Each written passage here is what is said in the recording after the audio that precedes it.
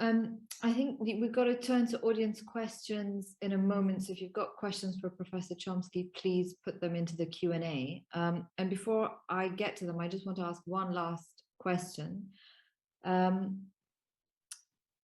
guess it's the same military, industrial, congressional complex that provides cover for Israel. And I was reading your book with Ilan Pape on Palestine. I was surprised to see that in the 1940s, in the mid-1940s, you were a Zionist youth leader, but one, in your words, strongly opposed to the construction of a Jewish state on Palestinian land.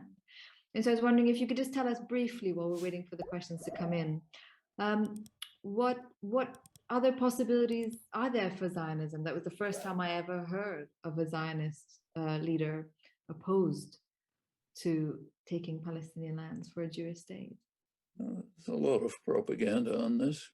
Mm-hmm. The Zionist movement itself, the World Zionist movement, was never formally committed to a Jewish state until 1942. And of course, that was a meeting in the United States. 1942, you didn't meet anywhere else. There was a meeting in 1942, Biltmore Hotel in New York, where for the first time, the Zionist movement stated its commitment to a Jewish state.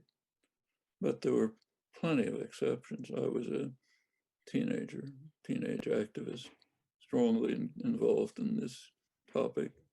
This is the 1940s, it's not today. 1940s, it was quite realistic in the wake of the Depression. Remember, the Depression and the Second World War evoked an international wave of dedication to radical transformation of the society. Radical democracy showed up in many forms. And the first task of the United States and Britain, when they started to enter the continent, first in Italy, then in France, their first task was to destroy the anti-Nazi resistance, to undermine their efforts to establish cooperative, worker-based institutions. This is particularly true in northern Italy. This deeply offended the British Labour Party. They didn't want to see anything like that. They wanted to restore the traditional order, including Nazi collaborators. And that is the first phase of the post-war era. But at that point, to be supportive of radical democracy was to be in line with most of the world's population. Well, to get back to Palestine, the groups that I was involved with were looking forward to a cooperative Arab-Jewish commonwealth in Palestine based on Arab-Jewish working class cooperation, which was not outlandish at the time. In fact, even the institutions of the Jewish settlement, Yishuv it was called, were basically cooperative and worker-based institutions in many ways. So building on that was not, now it sounds crazy. That's today, we moved far to the right. But if you put yourself back in the feeling of that period before the sharp attack led by the United States and Britain, then or bringing back the traditional order, same in Japan. If you go back to that period, it was not strange. And that was part of the Zionist movement. So yes, I was a Zionist youth leader, strongly opposed to a Jewish state, in favor of Jewish-Arab working class cooperation to develop a cooperative commonwealth in Palestine as part of a world revolution. I'm going to ask the first question, Professor Chomsky, because it seems to be something that's echoed in a lot of people's comments. So the question is, your analysis, Professor Chomsky, is indisputable, but the problem has always been how to overcome class dominance. Corbyn and to some extent Sanders show that there is a way through, but both were defeated when they came close to power. What is the solution? And I think there must be 10 questions here, all asking, what is the solution?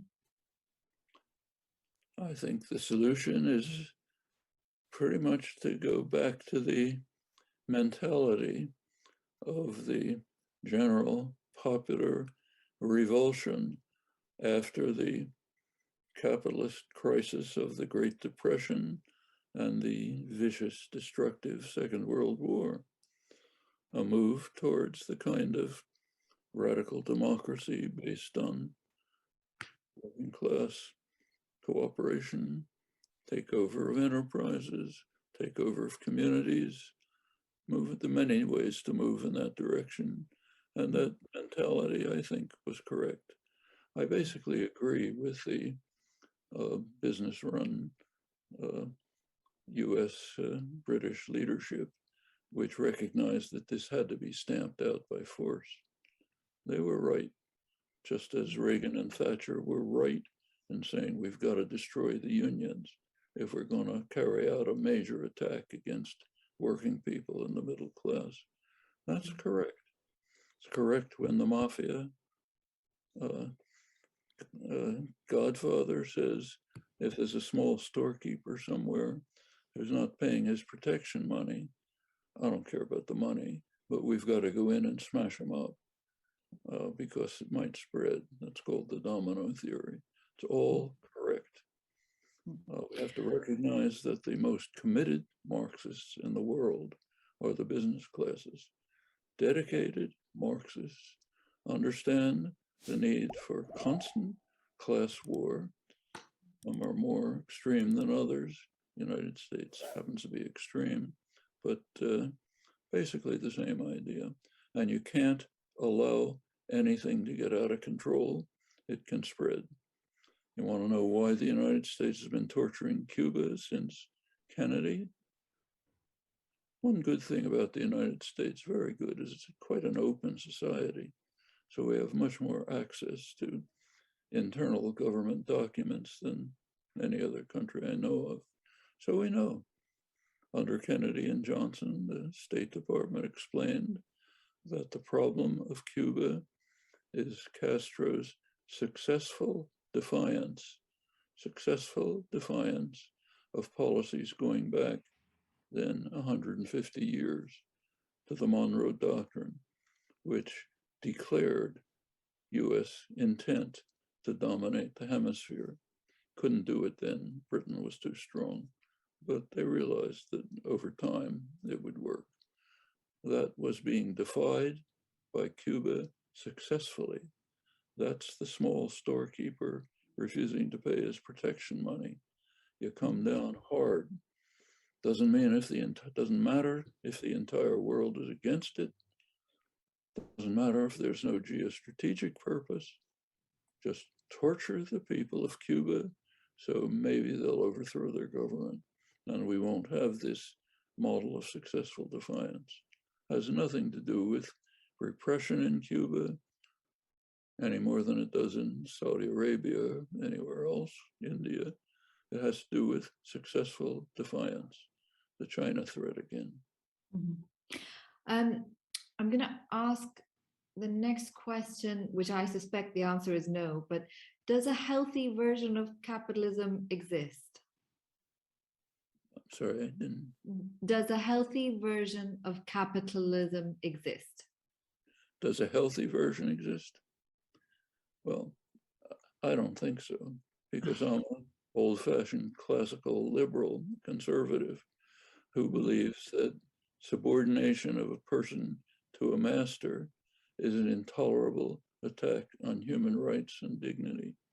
That happens to be classical liberalism, long forgotten, including in the United States, incidentally.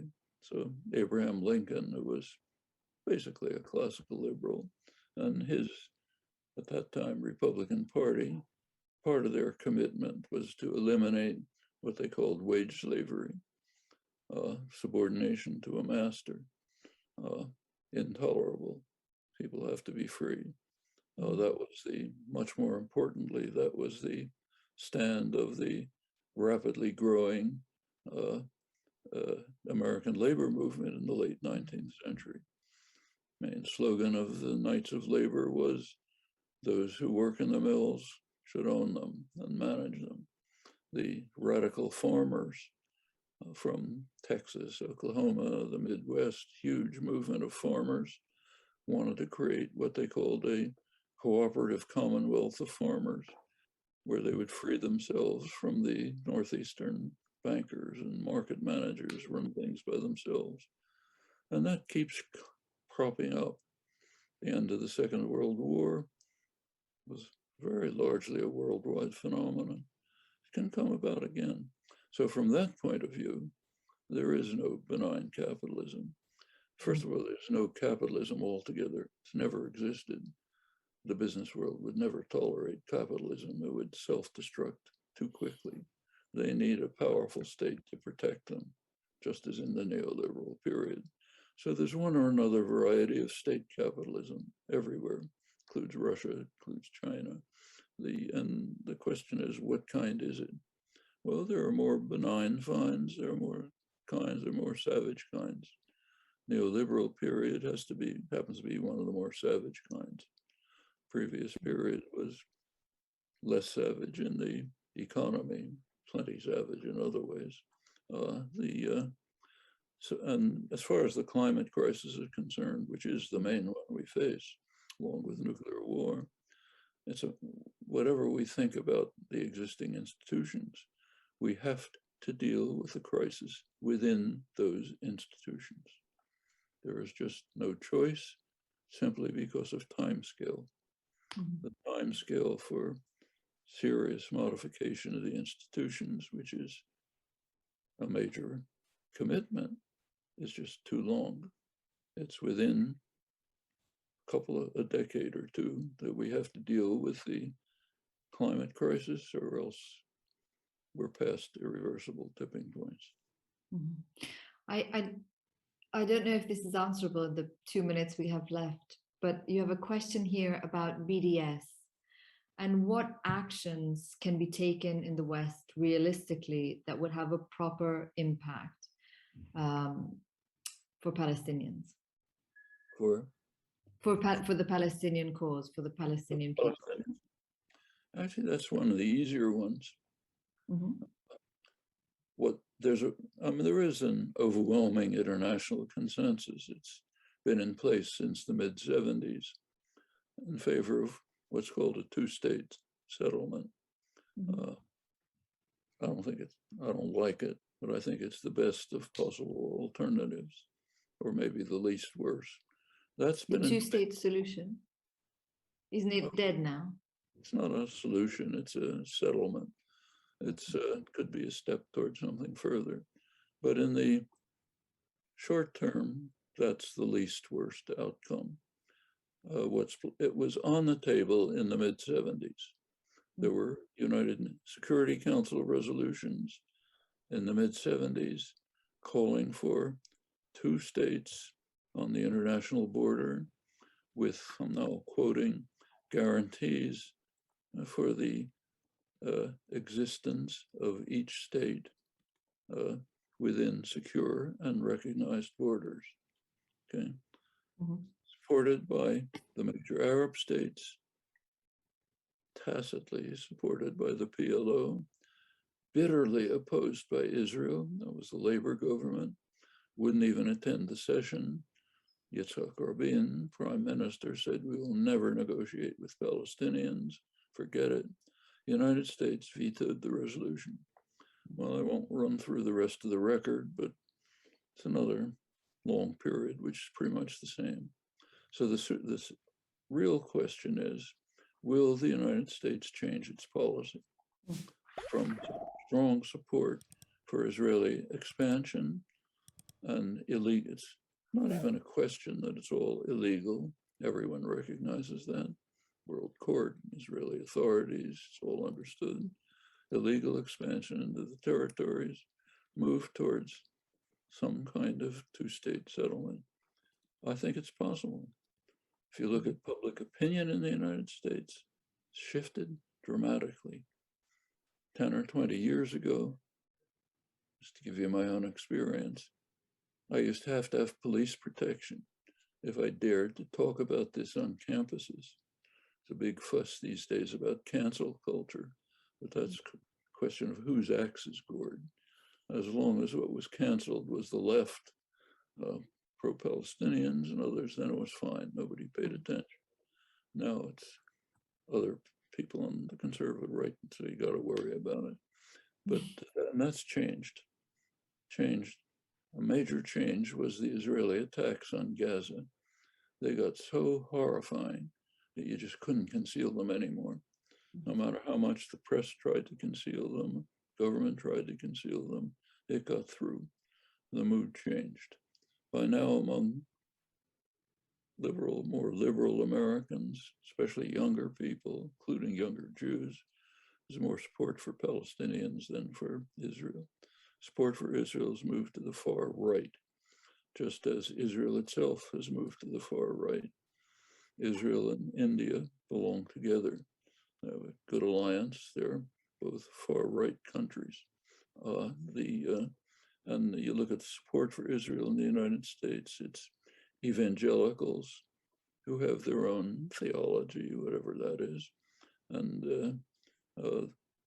the military security sector, closely allied to Israel, that's their comparative advantage, and very reactionary white supremacist sectors that just don't want any non-whites around. That's unstable. Now, the government only very partially responds to public opinion, but organized, active public opinion can't be ignored, even in totalitarian states, certainly not in partial democracies. So that could be a change. I don't see any other hope for change. Well, I'm afraid that our time together is up. I'm sorry to all those who have so many questions for Professor Chomsky that we weren't able to get to. Thank you for joining us. Thank you to the How To Academy for giving us the space for this conversation. And thank you so much, Professor Chomsky, for your writing, for your speaking, for your activism. It's been such a pleasure and a true honor to spend this time with you in conversation. Thank you. Thank you very much. My pleasure.